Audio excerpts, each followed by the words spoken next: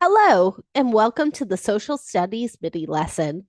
Some of you may be watching on YouTube, some of you may be listening on our podcast, and some of you may be subscribed to the Substack. Whichever way you got here, I'm happy that you're here. Let's do some quick housekeeping items, which we will go over each time. Number one, be prepared. If you're listening on the podcast, grab a notebook so you can take notes. If you're watching the stream, you can take notes or even screenshots. Number two, pay attention. These mini lessons are meant to be just that, mini. They're not long and drawn out, so put the other devices away and pay attention to the lesson we are about to go over. Also, if you're a paid subscriber to the Substack, you can ask any questions about today's lesson in the chat and submit your review answers in there as well. Number three, this is quite possibly the most important message.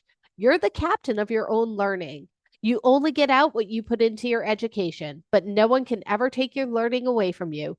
Showcase your knowledge on this subject by completing the practice questions at the end. And as always, enjoy today's mini lesson.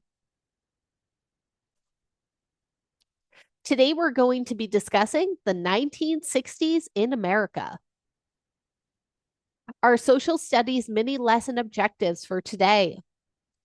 We're going to discuss civil rights, the Vietnam War, Stonewall Inn, the JFK assassination, and the death of the 1960s. On February 1st, 1960, four college students took a stand against segregation in Greensboro, North Carolina, when they refused to leave a Woolworth's lunch counter without being served. Over the next several days, hundreds of people joined their cause in what became known as the Greensboro sit-ins. After some were arrested and charged with trespassing, protesters launched a boycott of all segregated lunch counters until the owners caved and the original four students were finally served at the Woolworth's lunch counter where they'd first stood their ground. Their efforts spearheaded peaceful sit-ins and demonstrations in dozens of cities and helped launch the Student Nonviolent Coordinating Committee to encourage all students to get involved in the civil rights movement. It also caught the eye of young college graduate Stokely Carmichael, who joined the SNCC during the Freedom Summer of 1964 to register Black voters in Mississippi. In 1966, Carmichael became the chair of the SNCC, giving his famous speech in which he originated the phrase Black Power. The Vietnam War was a long, costly, and divisive conflict that pitted the communist government of North Vietnam against South Vietnam and its principal ally, the United States. The conflict was intensified by the ongoing Cold War between the United States and the Soviet Union.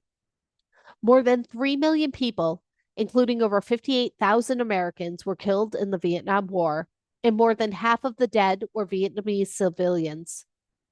Opposition to the war in the United States bitterly divided Americans. Even after President Richard Nixon ordered the withdrawal of U.S. forces in 1973, communist forces ended the war by seizing control of Vietnam in 1975, and the country was unified as the Socialist Republic of Vietnam the following year. By November 1967, the number of American troops in Vietnam was approaching 500,000, and U.S. casualties had reached 15,058 killed and 109,527 wounded. As the war stretched on, some soldiers came to mistrust the government's reasons for keeping them there, as well as Washington's repeated claims that the war was being won. The later years of the war saw increased physical and psychological deterioration among American soldiers, both volunteers and draftees, including drug use, post-traumatic stress disorder, or PTSD, mutinies, and attacks by soldiers against officers and non-commissioned officers. Between July 1966 and December 1973, more than 503,000 U.S. military personnel deserted, and a robust anti-war movement among American forces spawned violent protests, killings, and mass incarcerations of personnel stationed in Vietnam as well as within the United States. Bombarded by horrific images of the war on their televisions, Americans on the home front turned against the war as well. In October 1967, some 35,000 demonstrators staged a massive Vietnam War protest outside the Pentagon. Opponents of the war argued that civilians, not enemy combatants, were the primary victims, that the United States was supporting a corrupt dictatorship in Saigon. The Stonewall riots, also called the Stonewall Uprising, began in the early hours of June 28, 1969, when New York City police raided the Stonewall Inn, a gay club located in Greenwich Village in New York City. The raid sparked a riot among bar patrons and neighborhood residents as police roughly hauled employees and patrons out of the bar, leading to 6 days of protests and violent clashes within law enforcement outside the bar on Christopher Street, in neighboring streets, and in nearby Christopher Park. The Stonewall riots served as a catalyst for the gay rights movement in the United States and around the world. The 1960s and preceding decades were not welcoming times for lesbian, gay, bisexual, and transgender, or LGBT Americans. For instance, solicitation of same sex relations was illegal in New York City. For such reasons, LGBT individuals flocked to gay bars and clubs, places of refuge where they could express themselves openly and socialize without worry.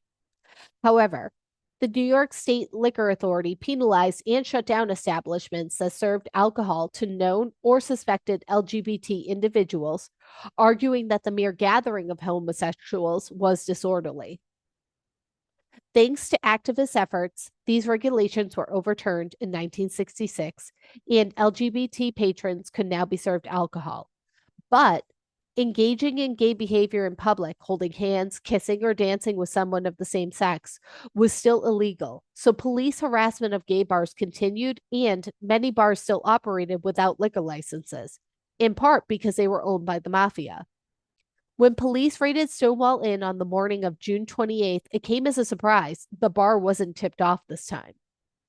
Armed with a warrant, police officers entered the club, roughed up patrons, and, finding bootlegged alcohol, arrested 13 people, including employees and people violating the state's gender appropriate clothing statute. Female officers would take suspected cross dressing patrons into the bathroom to check their sex. Fed up with constant police harassment and social discrimination, angry patrons and neighborhood residents hung around outside the bar rather than disperse, becoming increasingly agitated as the events unfolded and people were aggressively manhandled. At one point, an officer hit a lesbian over the head as he forced her into the police van. She shouted to onlookers to act, inciting the crowd to begin throwing pennies, bottles, cobblestones, and other objects at the police. Within minutes, a full-blown riot involving hundreds of people began. The police, a few prisoners, and a Village Voice writer barricaded themselves in the bar, which the mob attempted to set on fire after breaching the barricade repeatedly. The fire department and a riot squad were eventually able to douse the flames, rescue those inside Stonewall, and disperse the crowd.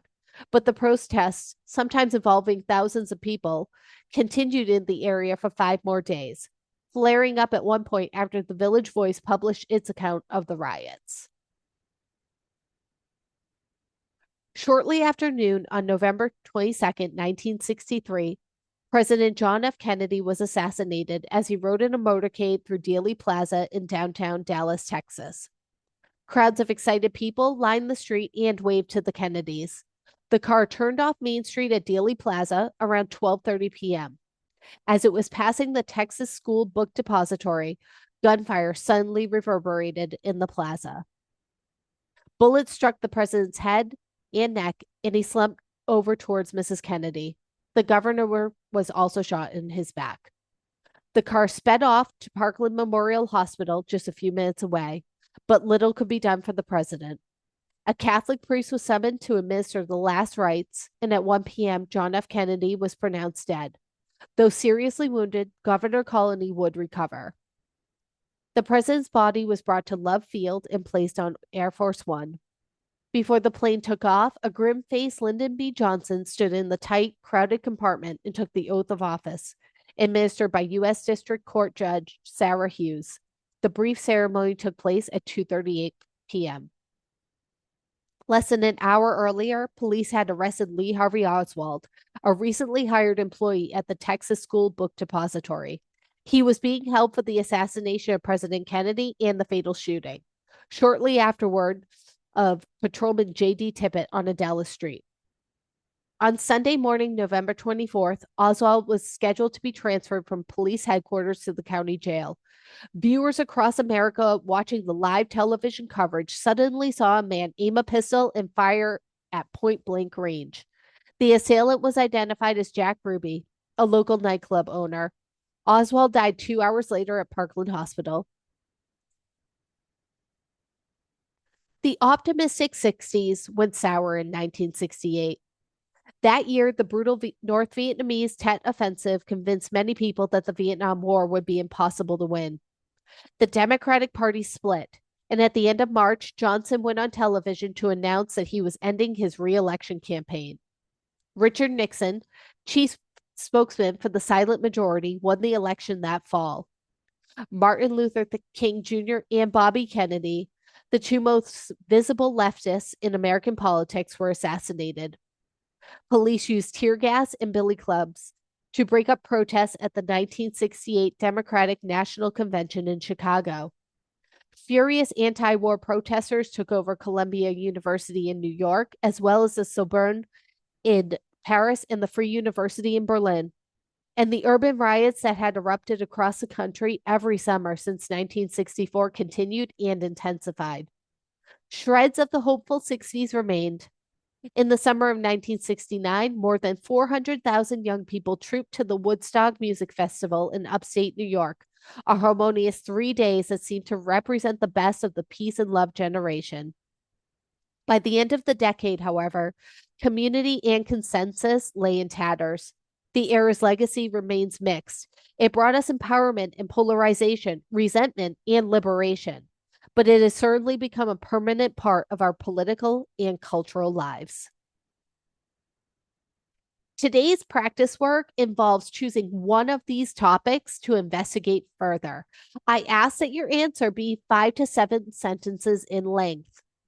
You can choose the Woolworth's lunch counter, the Vietnam War, Stonewall Inn, or the JFK assassination.